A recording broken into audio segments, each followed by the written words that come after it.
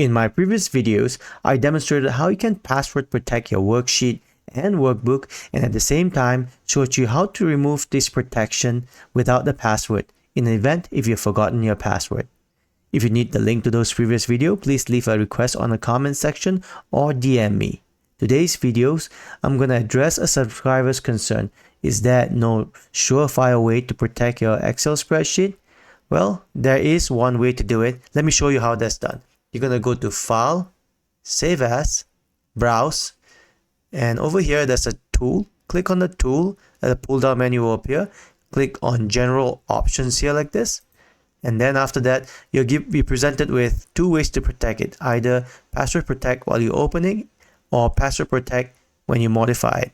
I'm going to stick to basic and just say password protect when opening and put a password in there and click on OK. You'll be required to enter password again just to be sure that the passwords are correct. So we're going to say ABC, the same password again, and click OK and click on Save.